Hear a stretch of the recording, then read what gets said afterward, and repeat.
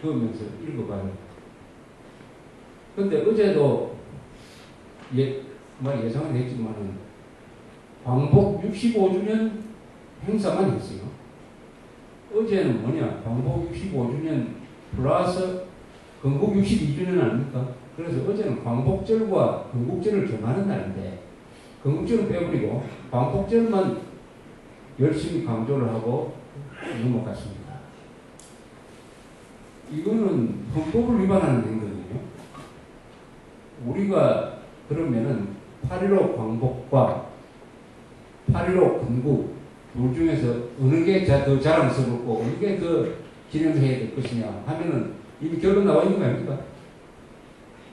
8.15 광복은 연합군이, 미국을 중심으로 한 연합군이 원자폭동까지 떨어뜨려가지고 일본으로부터 항복을 받아내었기 때문에 8.15 광복이 찾아온 것이니까 이것은 본질적으로는 타인에 의해서, 타력, 다른 사람의 힘에 의해서 우리가 해방을 맞았던 것이죠. 그러나 그 해방을 막기 위해서 우리 독립투사들이 간난 신고를 거치면서 여러 가지 노력한 것이 거기에 보태어져야 될 것이죠. 거기에 반해서 1945년 8월 15일 대한민국을 건국한 것은 이거는 완전히 우리의 힘으로 했습니다. 이승만이라는 훌륭한 영도자를 만나고 우리 국민들이 슬기로운 판단을 해가지고 미국을 설득하고 유엔의 공인을 받고 더구나 선거를 통해서 민의로서 자유민주주의 국가를 세운 것이니까 이것은 2000년 민족사에서 가장 영광된 일입니다. 왜 영광된 일이냐? 과거의 국가는 왕조 국가였어요. 왕이 그 나라를 사물처럼 소유하고 있습니다. 그러나 공화국은 우리 국민 모두가 국가 경영에 참여하는 그런 제도인 것입니다. 따라서 지금까지 만들어진 우리 역사에서 만들어진 모든 국가 중에서 대한민국이 가장 훌륭한 국가인 것입니다. 그렇기 때문에 우리 역사상 가장 자랑스러운 날이 바로 1948년 8월 15일인데 바로 그 대한민국을 썼기 때문에 대통령이 될 수 있었던 사람이 바로 이명박이라는 사람이죠. 그런데 어제 기념사에서 한마디도 안 했어요. 이승만 이야기도 안 하고 건국 세대에 대한 감사도 안 하고 어떻게 이럴 수가 있느냐. 이것은 인간적 도리로서 이렇게 해서는 안 되는 거죠. 그 다음에 또 6.25 전쟁 일어나고 어쩌고 이야기를 했어요. 역사가 우리한테 시련을 주었다. 6.25 전쟁이 일어났다. 이런 표현을 했습니다. 그것도 따져봐야 돼요. 아니 6.25 전쟁이 역사가 우리한테 준 시련입니까? 역사가 준 겁니까? 역사라는 이름을 가진 사람이 있습니까? 역사라는 이름을 가진 국가가 있습니까?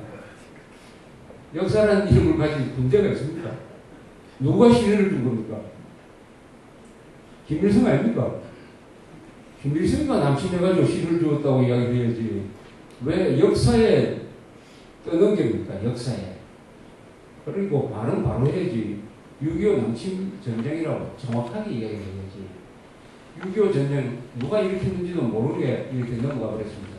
그러나 여기 계신 분들이야 그런 연설을 들어도 여기에 6.25 남침이다. 김일성이가 했다. 다 압니다. 자동적으로 알아요.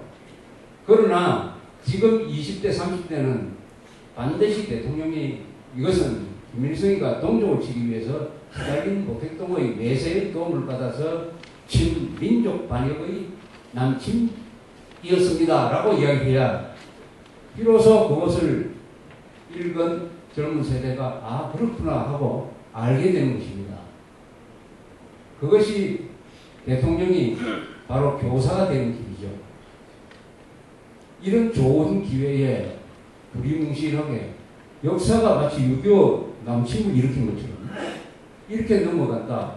이렇게 해놓고 젊은 나이 많은 사람들이나 대통령이나 이런 사람들이 요새 젊은 사람들이 한국 현대사에 대해서 너무나 모른다. 이런 이야기 하면 되겠습니까? 너무나 모르도록 자기가 그런 연설을 해놓고 저는 다른 무슨 통일세라든지 이런 것보다는 바로 이 이명박 대통령이 대한민국을 대하는 자세, 예의, 도리 이런 걸 보고 또다시 이 절망을 했습니다. 좌파 정권 등장한 이후에 8월 15일만 오면은 다가오면은 아마 생각 있는 분들은 가슴이 조마조마했을 겁니다. 김대중이가 노무현이가 오늘 또 8월 15일날 이 자칫날에 또 무슨 말도 안 되는 이야기를 해가지고 우리의 신경을 건드릴까 그렇게 좀 불안하지 않으십니까? 이명박 대통령이 된 이후에도 똑같은 일이 다른 차원에서 이렇게 되풀이 되고 있었습니다. 통일세라는 개념을 던진 것은 의미가 있다고 생각합니다. 통일을 위한 우리의 부담이 있어야 된다. 그것을 준비를 해야 된다. 그런 점에서 의미가 있습니다. 그러나 통일세를 이야기를 하려면 그 전에 뭘 이야기를 해야 되느냐. 우리가 지향하는 통일이 뭐냐 하는 것을 먼저 이야기해야 되는 거 아닙니까? 어제 이명박 대통령의 그 연설 속에서는 그것이 분명하지 않았어요. 평화통일이라고만 이야기를 했습니다. 평화통일에는 두 가지 통일이 있습니다. 평화적으로 하는 적화통일이 있고요. 그리고 평화적으로 하는 자유통일이 있습니다. 우리가 지향하는 것은 전쟁을 하지 않고 평화적으로 자유통일하는 것이다. 그리하여 북한 동포를 예방하는 것이다. 여기에는 비용이 필요하다.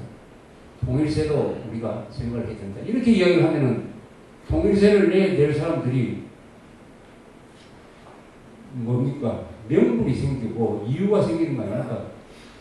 국민 보고 돈을 내라는 이야기인데, 아니, 돈을 내면 이 돈이 어디에 쓰여지는지를 알아야 되는 거 아닙니까?